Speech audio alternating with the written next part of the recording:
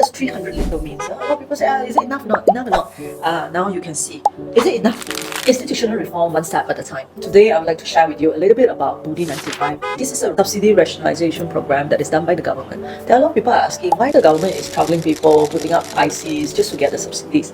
Actually, it's that we want to close the loop and then we want to seal the leakages that is in the blanket subsidies before that. What is the reason of doing all this? Is that the government wants to get some savings with minimum impact to the pockets of the people. The overall idea is to take away the subsidies from foreigners and smugglers and then put it back to the pockets of people. That is the whole idea of this rationalization program. But people are asking, why do we need to do all these things, giving so much trouble and saving that kind of money? Is because this is what I want to show you today, is that we have inherited a government. If you look at today, that every single year that we spend 46.1 billion to pay interest on our debt. That means 16% of the government budget is actually spent on paying interest, not the principal, the interest. Imagine you are a 5,000 ringgit household income family. That 800 of it is to use to pay interest, not on anything else. So that translates to what? What is 46.1 billion? If you look into all these bubbles, then you will realize that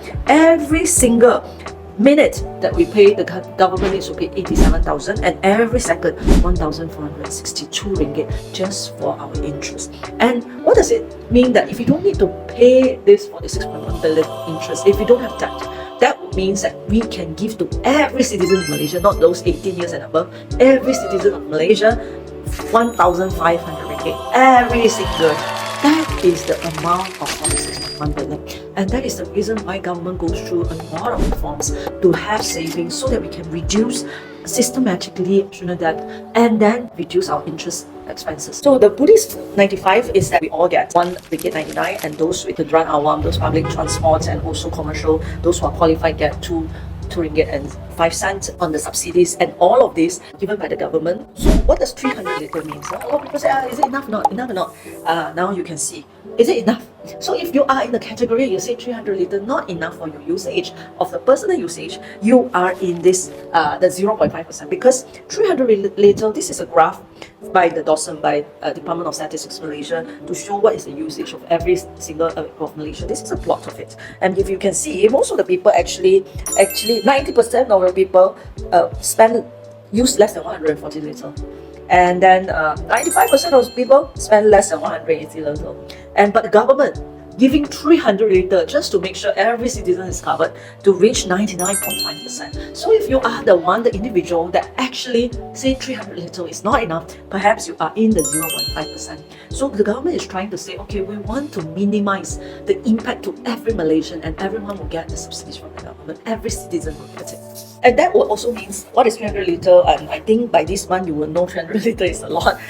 If you are driving a Proton Saga, you want to finish all your spending, you actually need to drive 200 kilometers per day. And if your Axia is 340 kilometers per day, if you actually have a motorcycle, that would be 670 kilometers per day to finish up all your privilege of 300 liters. So that means actually 300 liters is like a lot for most of the people. After doing all this, a lot of people are asking, hey, you are also giving subsidies, right? So there are, I know there are some MPs that talks about government is too lenient, government is too populist, still giving so much subsidies to Malaysians, because the current market price is about 2.60 cents. You are talking about 60 cents. Subsidies for every little. And then people say, not enough, you are too populist.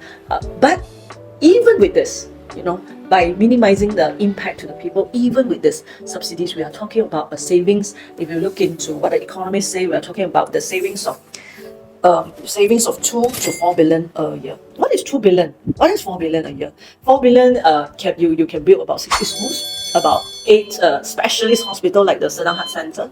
You can give another 200 ringgit for every Malaysian, those 18 years old and above, those get SARA 100, you get 200 ringgit more.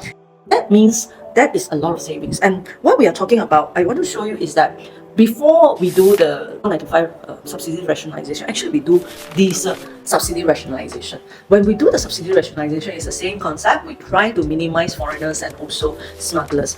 It was initially estimated the saving would be about 4 billion when they actually briefed the MPs, etc. Recently, the Minister of Finance too actually announced that our diesel subsidy rationalization saved about 7.5 billion. That would means that there are a lot of times when you give blanket subsidies, there are leakages that is undetected whether it's smugglers, whether it's foreigners, whether it's theft, or many things that would happen that you are undetected. But the moment we rationalize it, we realize that the savings will be more than what we estimate. So I would think that these 2 to 4 billion, we may be able to see more savings than 2 billion, probably at the foresight, or I hope that even more. So that would mean by having a fossil fuel, diesel subsidies and also RON95 subsidies, just on subsidies rationalization, the Madani government successfully saved about 10 billion ringgit every year. 10 billion ringgit every year, take this money from the hands of the smugglers and foreigners to the rakyat's hand. So that is why we are doing all this reform. And of course, I would like to mention that there is not only on the fossil fuel rationalization that we are doing a lot of legal reforms. For example, last year we do the Fiscal Responsibility Act, that this one actually limit what is the budget deficit. We limit our government debt. We also limit what we can guarantee, what the government guarantee to the people. We also set a minimum level of how much the government should spend on their budget on development expenses. Development expenses is very important because it helps to build schools, hospitals, and it gives, in projects, it gives economic multiplier effects to the people. Whereas for operating expenses, it means giving salaries, pensions, interest, all that. So this is a very important piece of legislation, and if you can see the trend today that government is systematically reducing budget deficit, and slowly, hopefully, we'll be able to reduce in a higher level of reduction. We also brought in a new act called Government Procurement Act. In another video, I talk about how Government Procurement Act is going to give value for money to the people, save people's money, and it actually requires open tender, no direct subcontracting, no more subcontract, and then there is an appeal tribunal for all the government projects, so that government projects remain open and transparent to the people. So we also amend Audit Act. This Audit Act has not been amended for about 30 years, and we amended the Audit Act to expand the scope of NAD. We have the power to do follow-up audit. NAD means National Audit Department, have the power to set guidelines, follow the principle of follow the public money. Now NAD can audit double of what they can audit in the government entity, from 925 to 1,856. So just to give you an idea of how all these reforms are going to save people money. This act was legislated, was passed in the parliament about 2023, and starting it comes into effective around January 2024. From January 2024 until August this year, 2025, National Audit Department managed to successfully collect for Malaysia government through their follow-up audit, which is a power that is given by the amendment of the Audit Act. They managed to successfully collect 159 million for the people of Malaysia once again. So all these things are all the reforms that the government is trying to do to help to manage our debt level, which is a legacy problem, and at the same time not giving people so much of trouble. And that is a balancing act that I feel that the Madani government is trying to do. And of course, not everyone will be happy with all these reforms, and there are imperfections, whether it's in rollout, whether it's in anything the government trying to do. There are also some loopholes, the amendments that we bring, the legal reforms that we bring, but we are really stepping forward, and we are really doing the institutional reform. So I hope that people will look at this as a glass half full instead of half empty.